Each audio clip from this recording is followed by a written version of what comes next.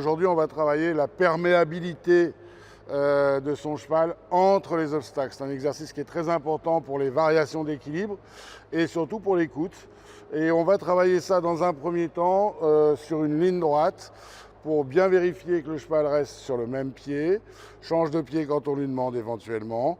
Voilà. Alors, aujourd'hui, on a, peut-être si tu sais filmer ça, Olivier, on a une petite ligne avec 2 couloirs pour que les chevaux restent bien droits.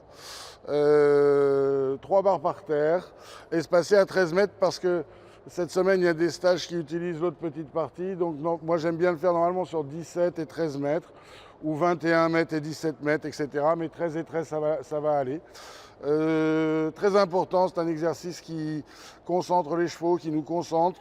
Donc on doit penser à la rectitude, on doit penser à la souplesse, la décontraction du cheval, la décontraction du cavalier, et avoir le bon galop par rapport aux distances qu'on va choisir. Donc dans 13 mètres, je vous rappelle que quand vous travaillez vos chevaux sur des barres par terre ou même sur des petits parcours, partez sur des multiples de 4 plus 1 mètre.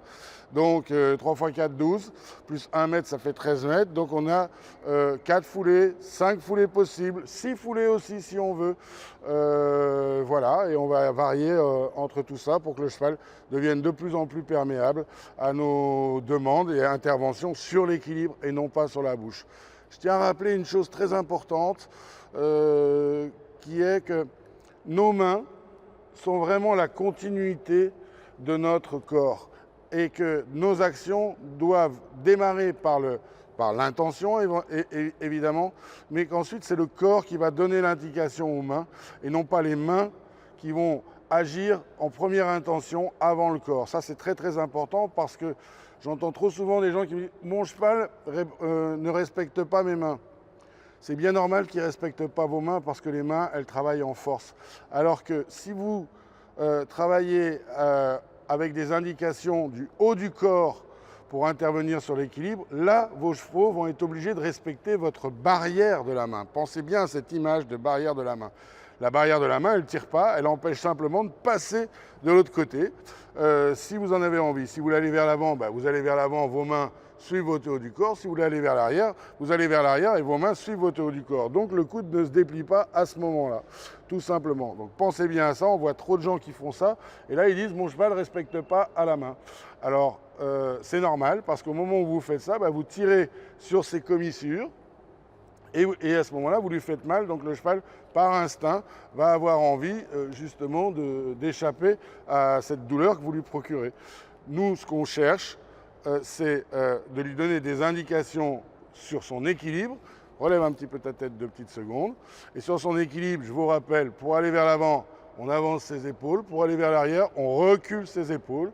Et les coudes ne bougent pas. Et dès que vos coudes passent en arrière de votre corps, c'est que généralement, vous travaillez trop avec vos mains ou que vos rênes sont trop longues. Rappelez-vous bien de ça. On va vers l'avant, on avance ses épaules, les bras avancent, forcément.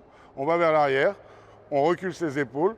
Les mains vont dans la direction des épaules, axe, épaules, mains, bouche, tout simplement. Allez, c'est parti. Donc, très important pour travailler cet exercice, pensez à l'histoire de la barrière de la main, toujours de toute façon quand on intervient sur l'équilibre des chevaux, et non pas à agir avec vos mains pour essayer de ralentir votre cheval. On va jouer sur l'équilibre du cheval et non pas sur la vitesse. Voilà. Parce que l'équilibre va faire que la foulée va être plus montante, d'accord ? Ça, c'est très important. Et donc, à ce moment-là, on va raccourcir la distance du fait qu'on va la rendre plus rebondissante. Très important. Et on verra que par la suite, on peut faire la même chose en prenant de la vitesse. Voilà. Alors, le cheval a été échauffé au départ. Donc ça, c'est un exercice. Comme toujours, on présente l'exercice à son cheval. Alors aujourd'hui, vous ne m'en voudrez pas. Je suis en basket. J'ai eu un petit ennui technique avec mes boots juste avant de commencer cette vidéo. Le mieux, c'est quand même d'avoir un matériel adapté, mais là, ça va aller quand même. Voilà, on ne va pas faire des exercices très compliqués. Donc, on présente l'exercice au cheval. On va bien maintenir le cheval dans le couloir de nos aides pour essayer qu'il ne flotte pas. Voilà. Jamais les saisir sur un exercice, toujours bien leur montrer. Demander le mouvement en avant, il est un tout petit peu flottant pour l'instant, mais c'est normal. Si tu peux me remettre celle-ci là, un peu plus perpendiculaire, que ça ne dirige pas le cheval de l'autre côté, s'il te plaît. Voilà.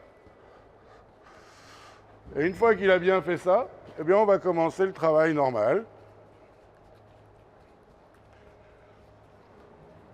On va commencer déjà par détendre notre cheval, maintenant qu'il est échauffé, sur une serpentine au galop, en lui demandant un changement de pied à chaque milieu de serpentine. Donc je vais demander le départ au galop. Allez, on est parti. Bien. Donc aujourd'hui on est avec Hastings, c'est un 5 qui prend 6. Allez Pépère, on se réveille. Bien incurver son cheval. Au milieu, changer de pied. Si on ne sait pas changer de pied, on repasse au trot. Incurver avant de tourner, regardez où on va. Préparer le changement de pied. Bien. On recule simplement sa jambe extérieure en incurvant, sans tirer. Là, ça va avoir pour conséquence de leur faire écouter notre jambe gauche et notre jambe droite. Faire attention qu'il reste bien dans notre couloir. Il anticipe un peu. Oh.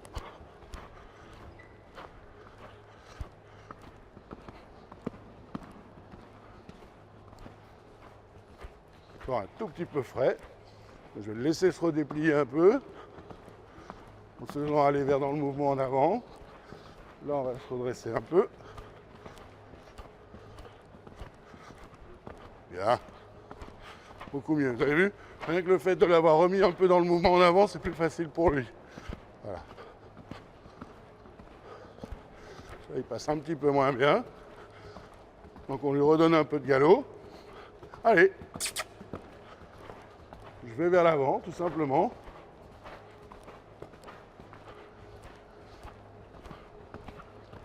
Bien. Du mouvement en avant dans le tournant.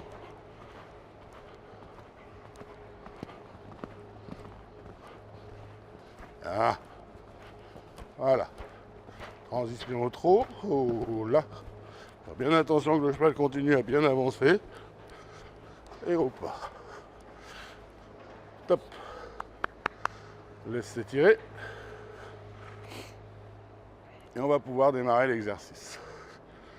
Donc au départ, je vous rappelle dans la détente, déchausser ses étriers pour bien mettre son dos en place, bien étirer sa cuisse, bien la mettre à plat.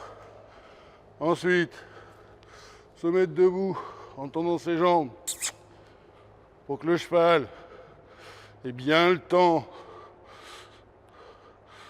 de s'échauffer le dos sans poids sur le dos et que nous on étire bien nos jambes, redescendre en équilibre sans tomber en arrière. On peut s'aider d'une poignée de crin. Voilà, ensuite les petites flexions, les incurvations en avançant sa main sur la rêne du côté où on veut la flexion. Voilà, doucement, on appuie sur la rêne, on ne tire pas. Oui. Voilà. On appuie et on lâche, on appuie et on lâche. Dès que le cheval ouvre la bouche, alors à ce moment-là, on cède. Et puis après, accélérer, ralentir, enfin rééquilibrer, redonner de l'amplitude, remettre sur les hanches au galop. Et puis ensuite, une fois qu'ils ont fait ça, ils sont chauds. On commence le petit exercice et on va le débuter. Donc, là, on ne va pas décider d'un contrat de foulée, on va aller dans le galop dans lequel j'étais. Bien vérifier qu'il réponde à ma jambe droite et à ma jambe gauche. C'est le cas. Il répond un peu moins à la gauche, donc je le touche un peu plus fort une fois. Mais je ne reste pas longtemps. Voilà. Il faut qu'il soit réceptif à mes deux jambes de la même manière. Et déjà, on va prendre le galop, le laisser s'installer. On va se mettre en équilibre sur ses cuisses.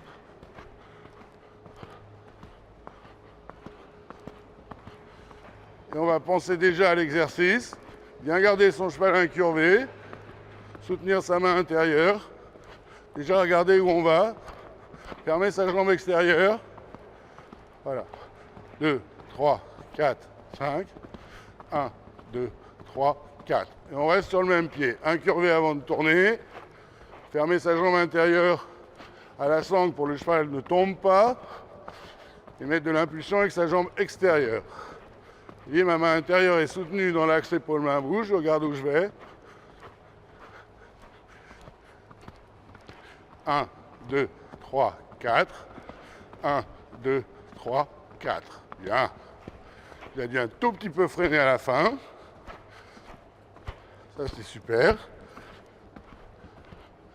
Maintenant, on va faire 4 et 3. Toujours la main intérieure soutenue, la main gauche au garrot. Ah, oh là. Le cheval change de pied, il doit rester sur le même pied. Bien faire attention à ses aides extérieures. La jambe gauche doit être reculée.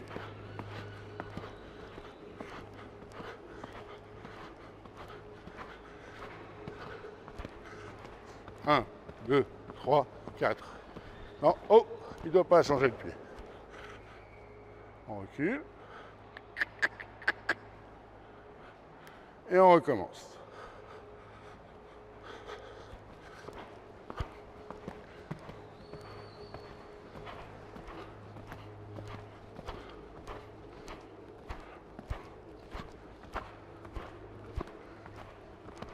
Un, 2, 3, 4. 1, 2. Voilà, il y a toujours un peu envie d'aller sur son antérieur gauche. Hop, on passe au trot, au pas. On laisse souffler. 4 et 3. C'est bien. Laisse se rétirer 2 secondes.